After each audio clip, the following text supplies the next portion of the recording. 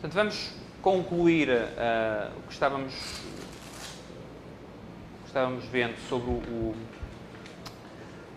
a questão da lei e do direito na perspectiva austríaca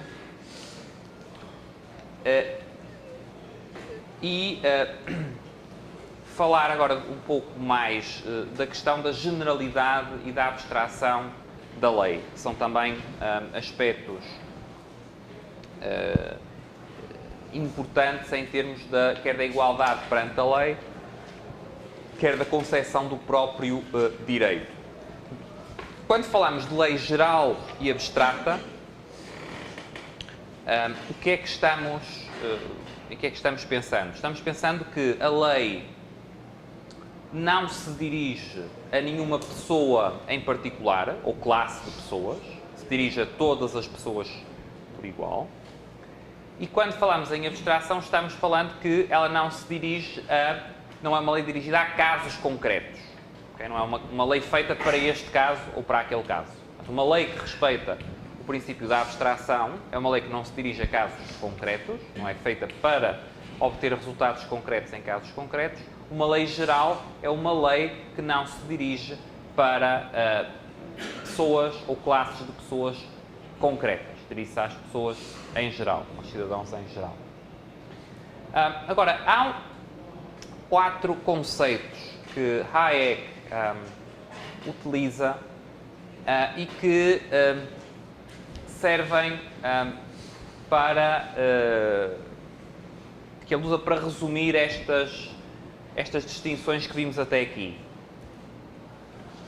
A primeira distinção entre as tais rules e os commands, para essa distinção Hayek utiliza a expressão nomos, no sentido de norma, e a expressão tesis para a tal ideia da instrução específica,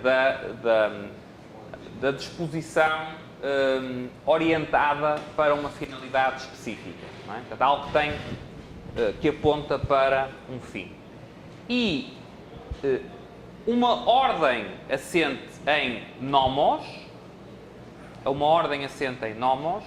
Hayek chama cosmos. Porquê cosmos? Em cosmos está a ideia de uma ordem que não tem um fim definido. Certo? Uma ordem que, aqui mais até do que espontânea, é uma ordem que existe sem ter um propósito em si mesma. É uma ordem que permite que quem a integra, os vários indivíduos que a constituem, persigam seus próprios fins, seus próprios objetivos. É uma ordem que não impõe os fins aos indivíduos. O segundo tipo de ordem, Hayek usa a expressão taxis, uma ordem que é taxativa, uma ordem que impõe finalidades. Okay? Esta distinção, aliás, liga muito bem com uma distinção empregue por um filósofo político não liberal, mas conservador, chamado Michael Oakeshott, um dos filósofos políticos conservadores mais influentes no século XX, e que distinguia entre 2 tipos de associação entre as pessoas. Não é? A associação das pessoas em sociedade que não devia ter um propósito específico. Não é? Nós nos associamos em sociedade não para que a sociedade nos diga como devemos viver, mas para viver sobre determinadas regras que são benéficas para todos nós. Por outro lado, temos associações, Enterprise Associations, que são associações com uma finalidade. Não é? Então, o Mises Brasil é uma associação, uma associação de pessoas com uma determinada finalidade. A UERJ é uma associação de pessoas com uma determinada finalidade. Um time desportivo é uma associação de pessoas com determinada finalidade. Mas a sociedade no seu todo não é, nem deve ser, uma associação de pessoas com uma finalidade. É simplesmente, a ideia do tal cosmos, uma associação com determinadas regras de conduta gerais e abstratas, que não impõem fins específicos, que não determinam fins específicos às pessoas que integram essa sociedade. E então, nesta perspectiva, podemos olhar para a noção de Estado de Direito como, idealmente, o enquadramento institucional desta noção de ordem espontânea. Caracterizado por quê? Caracterizado como? Caracterizado por, em primeiro lugar, o império da lei. O que é que tem esta ideia, o império da lei? Rule of law. Que a lei, e não a vontade de um indivíduo, por muito poder que esse indivíduo tenha, é o que conta. A lei é o que conta. A lei é o que impera, digamos assim. Depois, uma outra característica, o conjunto de características que costumo resumir na expressão checks and balances. Tem a ver com o quê?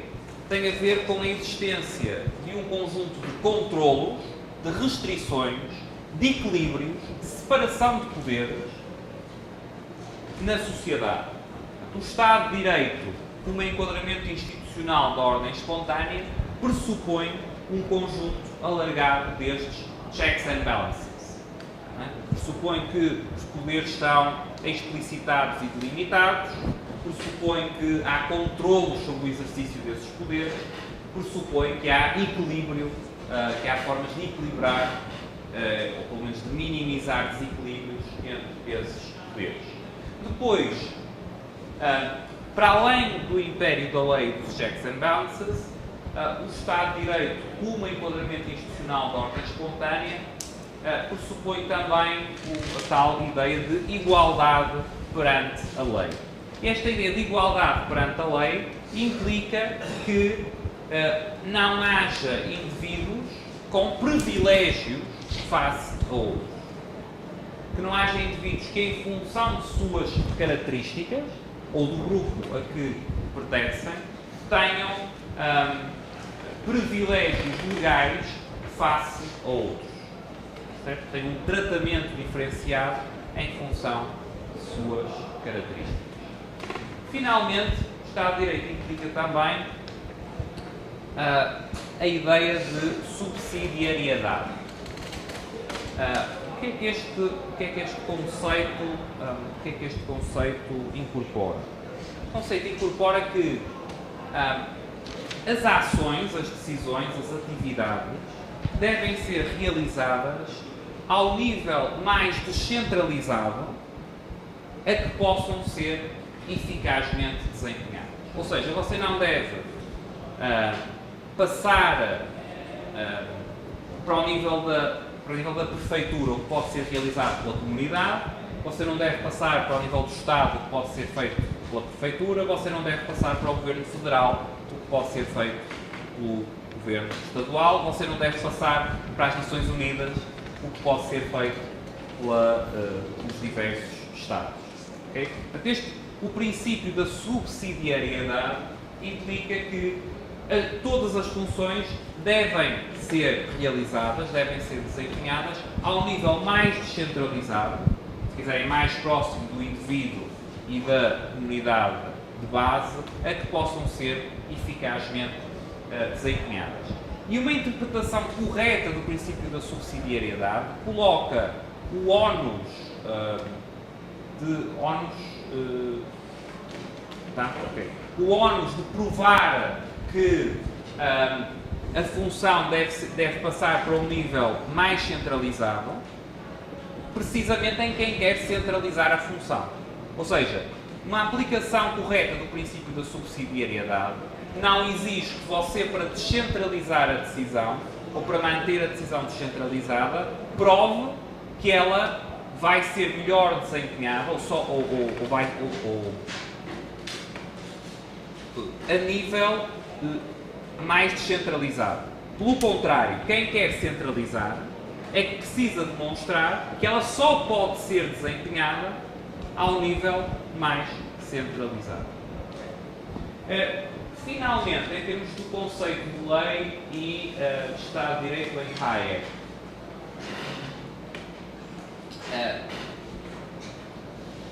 há uma distinção que é especificamente hayekiana, que é a distinção entre law e legislation, e que está relacionada com aquele livro que eu referi no início da aula, o Law, Legislation and Liberty. Porquê é que esta distinção, que é que consiste esta distinção e porquê é que a distinção é uma distinção importante? Porque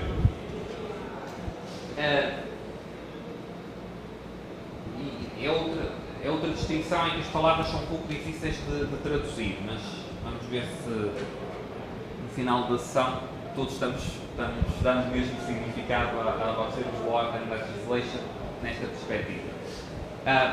A ideia de law, que eu costumo traduzir em português por direito, mas já vou explicar, esta tradução por direito também tem problemas, é a ideia dos tais princípios que na primeira parte alguém referiu, os tais princípios gerais do direito e as rules que resultam daí. A legislation, legislação, são os normativos jurídicos que efetivamente existem. E a distinção é importante porque a legislation, a legislação que efetivamente existe, pode ou não ser consonante, ser consistente com a law, com o direito. Porque é que a expressão direito para traduzir law é problemática? Porque, infelizmente, uma das áreas mais influenciadas pelo positivismo foi o direito.